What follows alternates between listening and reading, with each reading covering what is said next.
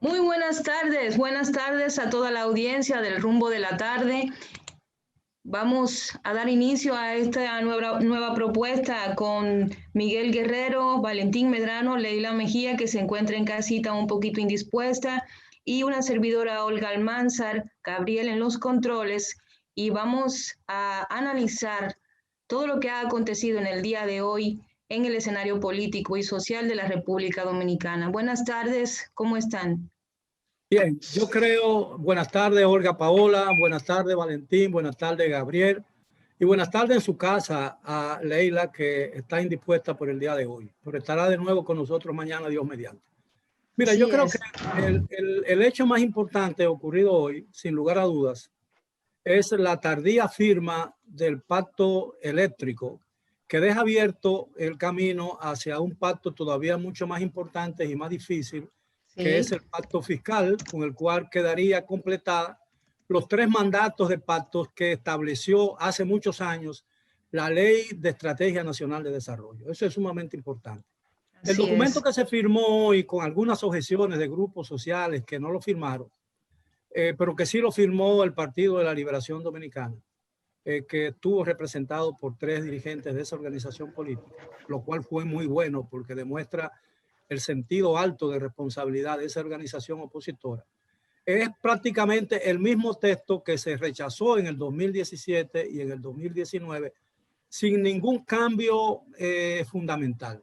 Exactamente. Naturalmente no hubo un consenso total y absoluto sobre todos los puntos del acuerdo, quedaron creo que 12 o 14 pendientes, pero lo Sí. importante es que se haya dado ese paso. Incluso el presidente Luis Abinader dijo que él no estaba de acuerdo con algunos puntos, pero que lo importante era seguir adelante, es decir, Que, no permanecer estancado. Y también dijo algo parecido Antonio Almonte, quien es el ministro de Energía y Minas, lo cual así es es. sumamente. De manera pues que yo creo que estas son las veces en que cuando un país se encuentra en una situación como esa, tiene un dilema: o se aferra a sus diferencias y se echa a un lado e impide que el país avance, o que avance, o se impide a sí mismo avanzar con el país, porque de todas maneras el país va a avanzar y encontrará quien lo empuje, o se echa a un lado esas diferencias y se une en un propósito común. Yo creo que hoy, a pesar de las diferencias y el hecho de que es el mismo texto que los que están hoy en el gobierno rechazaron en el 17 y en el 19, pero volver atrás y hablar de eso ya no tiene sentido, porque además todo el mundo lo sabe. Lo importante es que se haya dado ese paso, y que a partir de este momento, como se dijo hoy en el Palacio Nacional, a partir de este momento se va a trabajar para lograr el consenso en los puntos en que no hubo un acuerdo en el día de hoy, para tener un pacto que realmente permita que las cosas funcionen y que tengamos definitivamente un sistema eléctrico funcional, moderno, y de precios competitivos, que le permita bajar al sistema la penosa carga que significan las altas tarifas eléctricas. Así es. Bueno, Y me excusa Olga, solamente decir, don Miguel, saludos primero a don Miguel, a Olga, a ¿Cómo, Leila, donde Valentín? quiera que se encuentre, pero que y él, perdón, No, perdón, que vi que hiciste una pausa y pregunté si te había desconectado. no, don Miguel, lo que ocurre a veces es que cuando uno está informando o utilizando como medio para la comunicación el celular y se produce una llamada, se produce como una especie Ah, de bien, delay. bien. Sí, eso ocurre. Pero quería decir que nosotros debemos como nación ir superando ese trauma político eterno de abajo los de arriba, y que todo lo que se hace desde el poder es malo, es pecaminoso y debe ser cuestionado, criticado. Esa vieja actitud nacida de Maquiavelo de no aceptarle absolutamente nada bueno, al contrario, porque ahora estamos justamente todo lo que se cuestionó, prácticamente todo, salvo algunas luces de lo que hacía el gobierno anterior, pues se está haciendo. Firmamos este pacto eléctrico sin modificación. Era obvio que el presidente, como buen político, tenía que decir que no estaba de acuerdo con muchos de los puntos, pero que hay que seguir avanzando.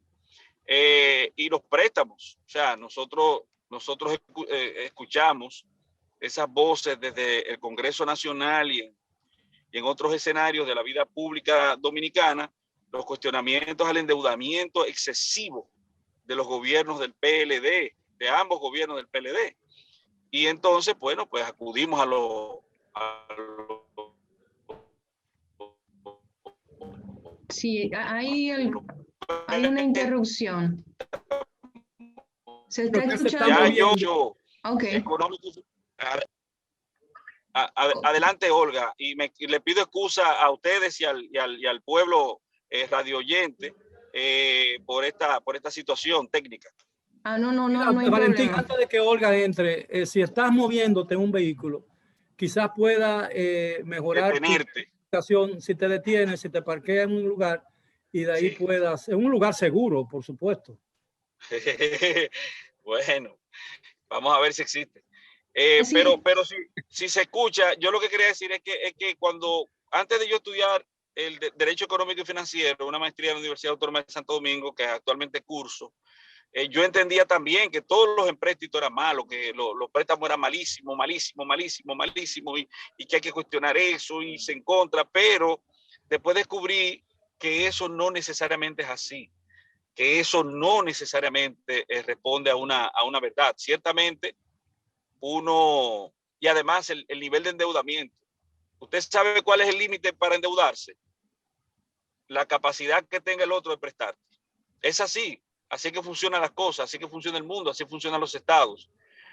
Pero desde la perorata política, desde la verborrea política, siempre se tiende a cuestionar cualquier cosa indefectiblemente que no se entienda.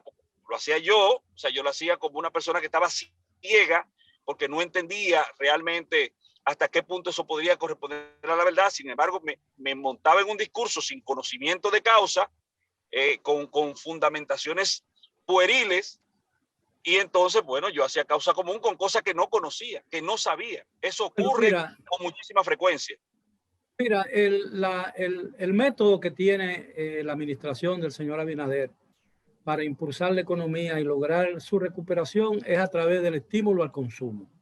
Si no se estimula el consumo a través de la creación de empleo, a través de obras menores que pongan a trabajar a mucha gente y obras grandes también que impulsen la economía y que tengan posibilidad de retorno de la inversión, la economía se va a estancar. En la crisis última grande financiera del 2008-2009, la recomendación que hizo el Fondo Monetario, el Banco Europeo, el Banco Central Europeo y el Banco Mundial fue prestar, y le dijo a los países, endéudense porque hay que impulsar la economía y es la única manera de hacerlo.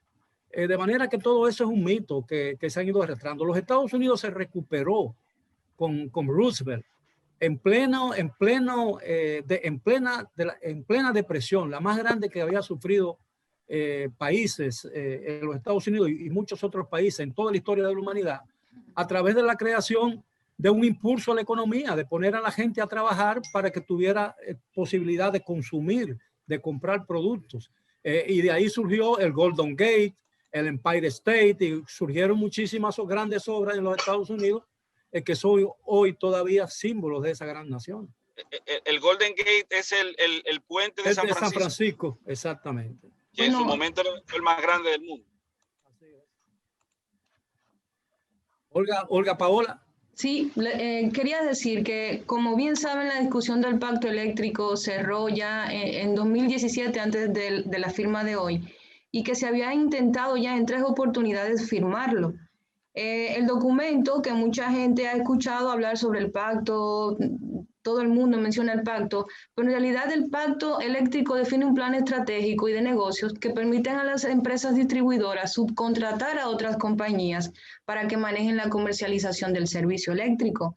Y mucho de lo que en su momento, como el actual gobierno, cuando no era gobierno, en la oposición, una de las cosas a las que se oponía más fervientemente, incluso hizo una una publicación de los puntos en los que no se encontraba de acuerdo en ese momento, precisamente fue uno de estos puntos, de que se pudiera tener la posibilidad de que el sector privado se viera involucrado en la parte pública del negocio de la energía eléctrica. Entonces, el sector empresarial dice que está de acuerdo con lo que se está haciendo.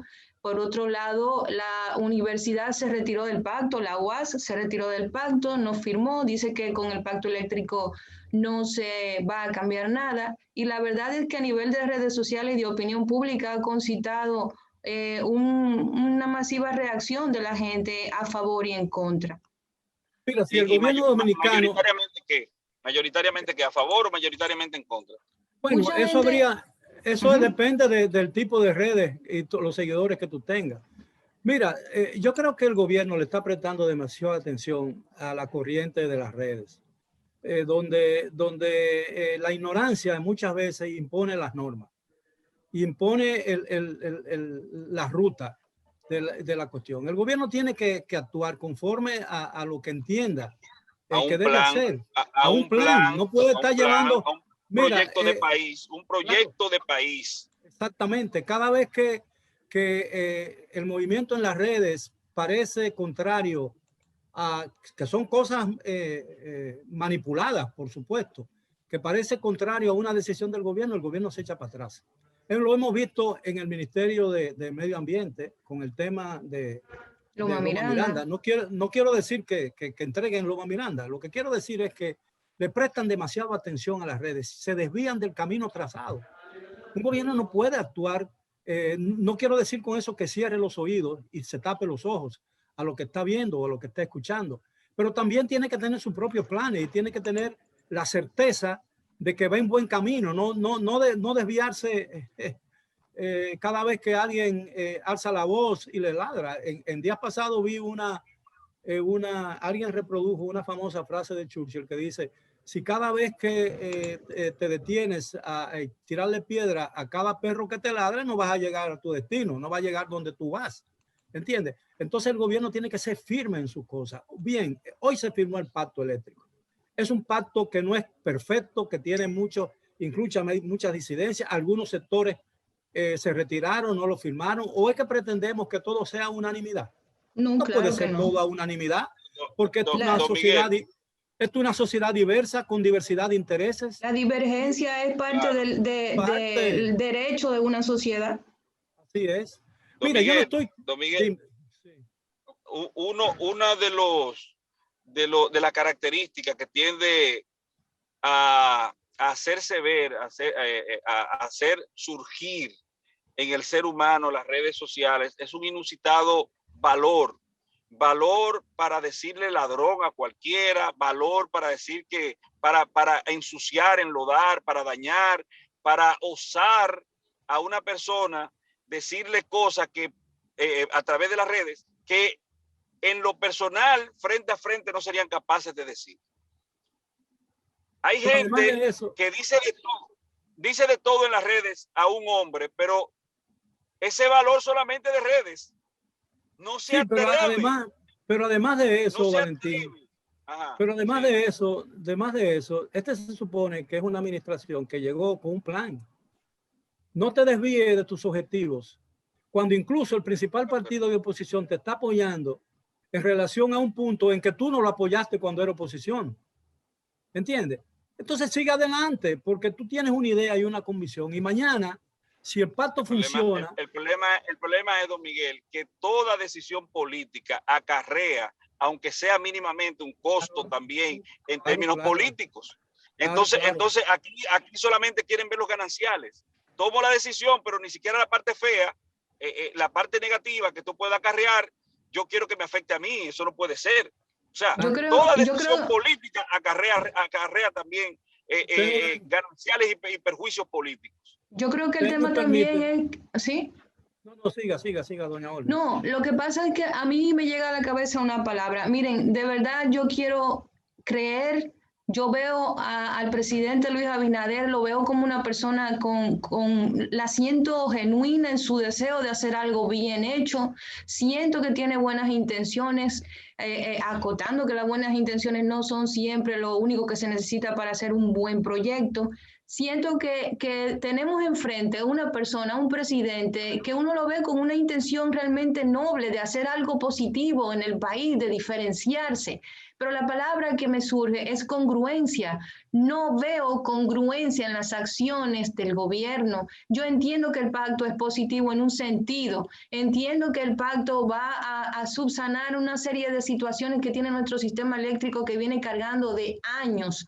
Pero lo que yo critico en esta parte es la congruencia, es que hace unos años la discusión sobre el pacto eléctrico se trataba de un equipo de un partido de oposición que no estaba de acuerdo con una serie de ejecutorias que hoy acepta sin más. El presidente emite una declaración y dice, no es un pacto perfecto, pero usted fue el presidente de la República quien mandó, quien convocó para la firma del pacto. Si no es un pacto perfecto, ¿por qué no sentarte a la mesa y entonces quizás organizar aquellos puntos en los que tú como partido, como representante máximo de un partido que hoy está en el poder y una serie de instituciones que deben ser escuchadas en la sociedad civil, no están de acuerdo? ¿Por qué la celeridad? Me mueve a inquietud saber por qué la celeridad.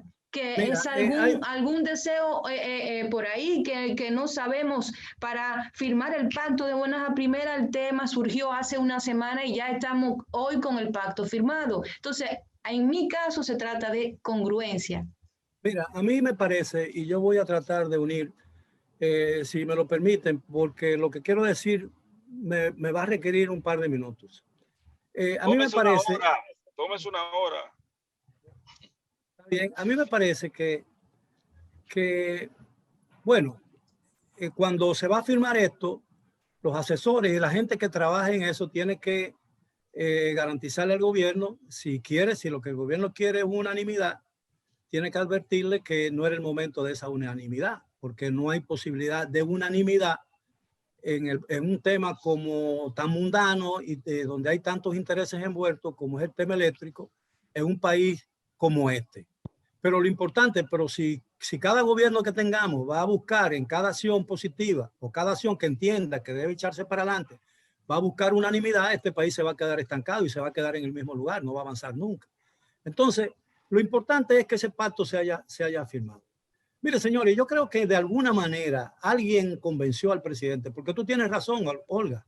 Es decir, porque ahora, dentro de una semana, cuando parecía que eso estaba muy lejano, de pronto se han reunido todos los grupos sin llegar, sin la certeza de que lo iban a firmar todos los convocados, se hace eso. Bueno, parecería que el presidente necesita para el sábado tener muchas cosas nuevas que decir.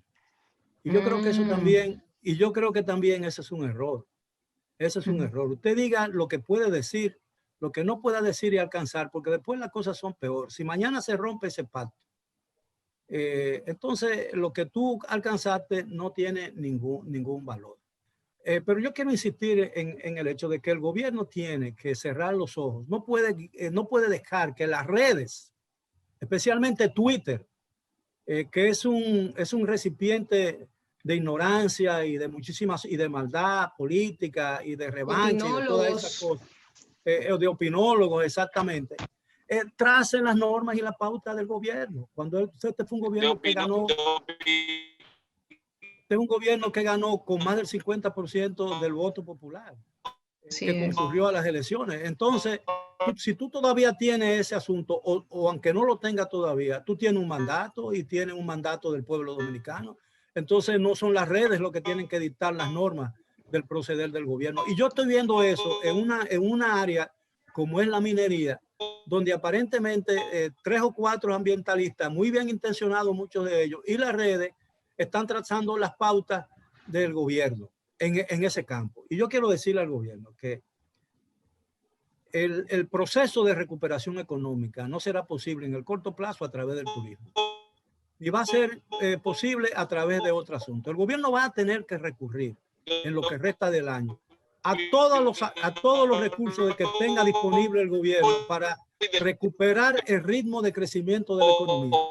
y para también tratar de recuperar el ritmo de crecimiento del Producto Interno Bruto. No puede solo con el turismo y con otras cosas y con la creación de nuevas sucursales de tienda o la fábrica de zona franca, que son cosas muy importantes para la economía porque dan empleo, pero no son lo suficiente para reimpulsar la economía y retornarlo al nivel que ya teníamos antes de la pandemia. Entonces, el gobierno no puede estar llevándose de lo que opinan terceros. Si tú tienes un plan, todos los países del mundo se han valido de sus recursos naturales, de sus recursos extractivos, como se le llama, recursos no renovables, para impulsar el crecimiento de su economía y procurarle cierto nivel de bienestar a su propia gente. Entonces nosotros podemos hacer otro tanto, si Estados Unidos, Irán, Arabia Saudita, los países petroleros, Venezuela, Ecuador, México, explotan su petróleo. Si Brasil lo explota también y Colombia lo explota, si Chile vive de su cobre, ¿por qué nosotros no podemos vivir del oro y de los minerales que tenemos debajo de la tierra si no tenemos petróleo? Eso es lo que tenemos que hacer, que pensar. Ahora, se necesita un gobierno que sepa negociar y que no se deje imponer condiciones onerosas para el país y que las negociaciones mineras se hagan bajo un código estricto desde el punto de vista ambiental, porque hay tecnología lo suficientemente amistosa con la naturaleza para garantizar una responsable explotación de los recursos mineros. Y como dicen los abogados, ¿es cuánto?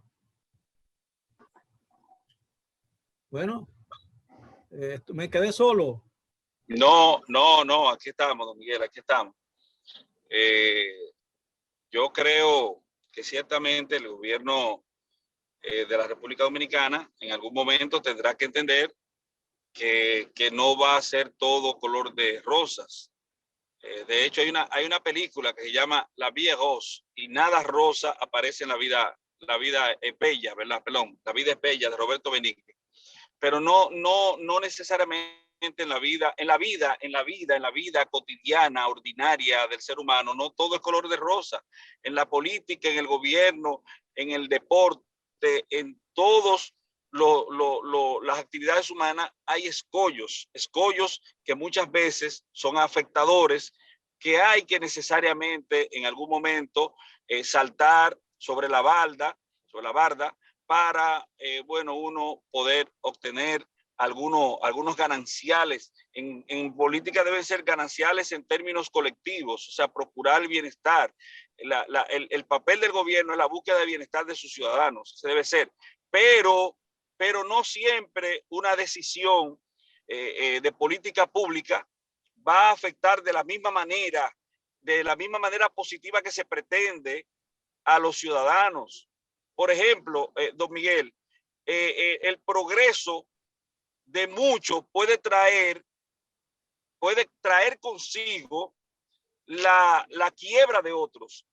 Por ejemplo, cuando se llevó a efecto la construcción de la 27 de febrero, yo no sé si usted recuerda, que era una arteria comercial muy concurrida.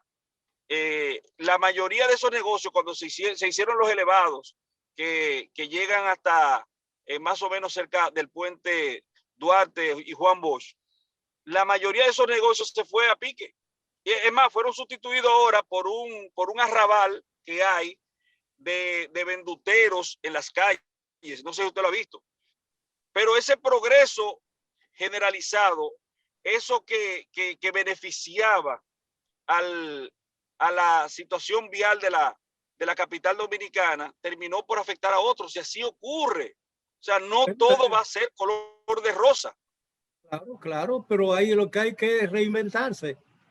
Hay que reinventarse, como el COVID ha obligado a mucha gente a reinventarse con éxito, porque así la vida es una dinámica. Mira, yo quiero, si ustedes me lo permiten, decir algo, que ojalá alguno de los amigos que yo tengo en el gobierno y que no he tratado de hace mucho tiempo, porque la política a veces, especialmente cuando consiguen puestos, no tienen tiempo para las viejas amistades. Y hay veces que uno, cuando se da cuenta de que los amigos fallan, uno se vale por sí mismo. Es decir, uno vive, uno tiene su familia y puede El amigo que perdiste aquí, amigo que ganaste allá, como ocurre con el progreso, cuando mucha gente se beneficia y otros se perjudican. Mira, yo acabo de publicar, en septiembre pasado, yo publiqué el libro 1978-1986, Crónica de una transición fallida. Y yo hago esta mención porque yo quiero decirle a mis amigos, a los que yo conozco, a la gente en el gobierno, miren, no se olviden nunca que muchas veces el enemigo está en casa y no afuera. Y eso fue lo que ocurrió entre 1978 y 1986. Quienes impidieron, hicieron lo indecible para el fracaso de esos dos gobiernos, el de Antonio Guzmán y el de Jorge Blanco, fueron los mismos miembros de su partido, que no supieron guardar las diferencias y no hicieron buen uso de esas diferencias. Porque la ventaja de las diferencias es que el buen uso de esas diferencias es lo que a veces ilumina el camino de redención y el camino hacia un objetivo que parecía difícil. Yo creo que Olga nos informa que está ya en comunicación con el invitado de hoy. Si no tiene más nada, Valentín, vamos a darle paso o si no, podemos esperar algo para que tú completes tu idea. No, la idea básicamente es eso. Usted le puso una cláusula de cierre que yo No. Olga me dice que nos quedan unos minutos. Yo calculé mal. ¿Aló? Sí. Pero lo que no quiero, don Miguel, es que se entienda que uno es un crítico ríspido del gobierno.